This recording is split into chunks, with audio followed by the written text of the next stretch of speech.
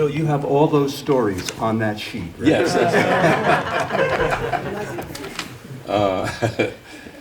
Well, after that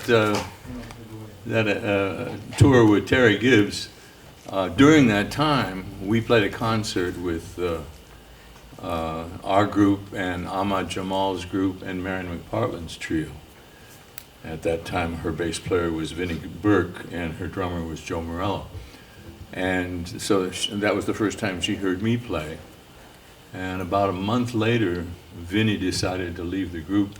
So she called me up and said, "How'd you like to have a job at the Hickory House?" And I said, "Of course." So that was my first really good in-town steady job. And I got along very well with her right away, except that she liked to play in all the hardest keys on the bass. She loved to modulate, so maybe during one tune she'd be in 4 different keys. And some of them I hadn't figured out a good fingering system for the scales yet, so I was really working hard to stay with her. Joe Morello and I got along great together. We agreed on the time, and he was very, his solos were very complicated, so Marian and I would have to count like mad to make sure we came in the right place when he was through. But that was like 6 nights a week from 9:30 till 4.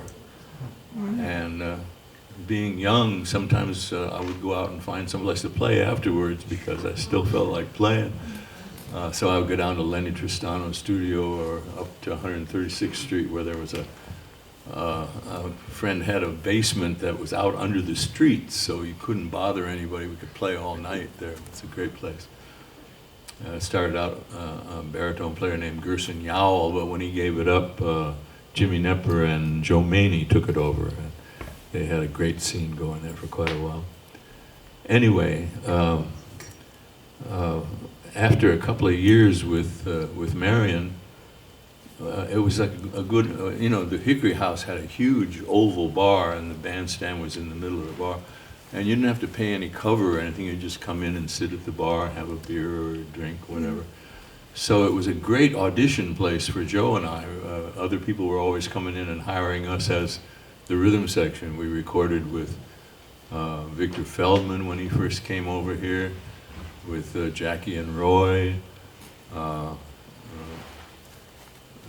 Nito Day used to come in and sit in with us. Even Duke Ellington, his publicity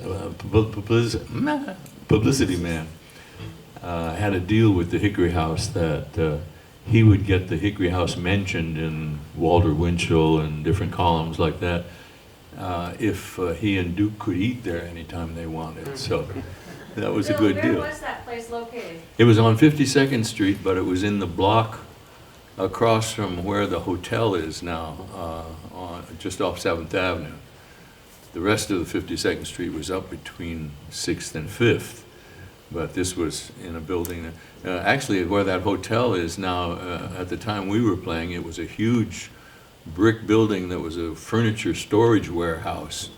And when they tore it down, it was like, oh, sky, look at this, you know, but then they built this huge hotel. And the Roseland building was right across 7th Avenue, which they also tore down. And in the in the back of the Roseland building was Charlie's Tavern, where all the musicians hung out. And in the basement of the Roseland building was Basin Street West, where they had a lot of jazz. I heard Gene Krupa in there, and Maynard Ferguson, quite a number of people.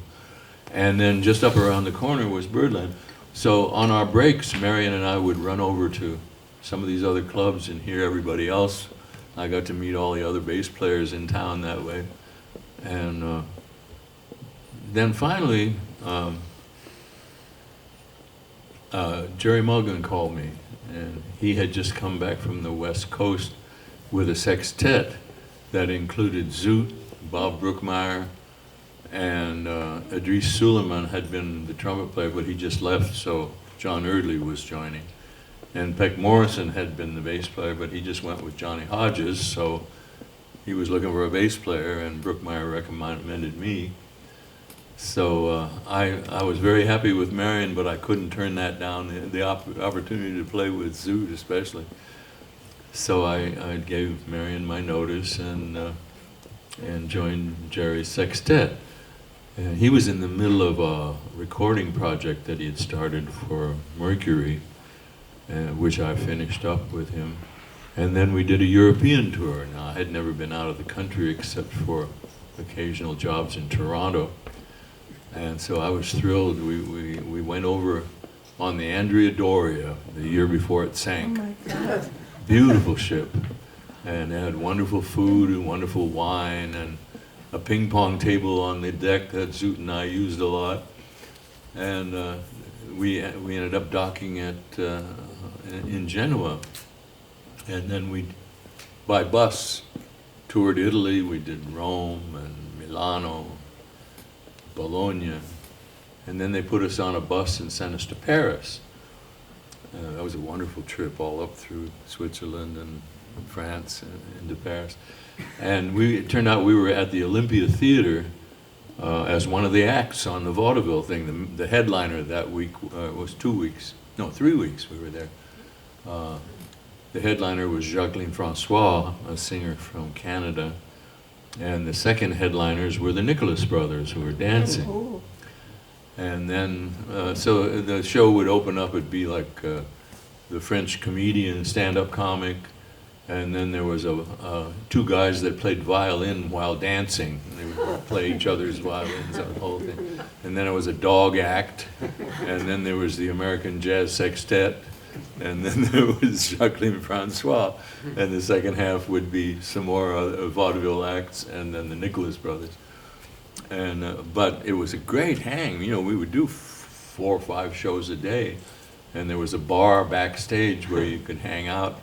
And I was practicing my French like mad, listening to the bartender. She was very chatty, you know, and I was listening to the way she pronounced everything. So then I got into a cab to go somewhere for dinner, and I gave him the address, pronouncing it the way this woman pronounced everything, and he says, "Are you from Toulouse?" It turned out I was learning a southern accent. So, but that was a great experience. And when we came back from that, Zoot stayed in Paris for a little while, and John Eardley went to Florida. So we were a quartet with Brookmeyer for a couple of months, and then I had a fight with Jerry and quit, and went back to the Hickory house with Marian McPartland. But by this time, Joe Morello had joined Dave Brubeck. It was a job I advised him not to take, because I said, you're going to go there and become famous, and then you'll never get a chance to do anything else. And it's exactly what happened. But it was very good for Joe, because he made a lot of money and established himself in the world as a famous drummer. So it shows you how good my advice was. But anyway, Dick Scott was the drummer when I went back with Marian, and we played another couple of years, I think, before she had booked a whole summer with a hotel chain in Indiana. We went out, first played a week in Columbus, Ohio, where we always did when we went out of town. And then she gets the word that the hotel chain has been sold and the new people don't want any music. So she went to Chicago to visit her daughter-in-law, and I went to New York, and that was the end of my time with Marian. We just never got back together again, except for an occasional. Many years later, we did a reunion at Birdland and recorded it for Concord. That was a nice. We had to remember all of the arrangements that we used to play many years ago. So I want Flip to sing you a song. Oh, that sounds like a good thing. Actually, this fits in with the Stan Getz period, because Oh, it does? he used to play this song. Really? Yeah, The one that... nice work. Oh, Nice Work. Okay, I was thinking of fooling myself, but Nice No. Work. Yeah, All right, I'm ready for you. go ahead on. A 1, 2, a 1, 2. Holding hands at midnight beneath that starry sky. It's nice work if you can get it, and you can get it if you try.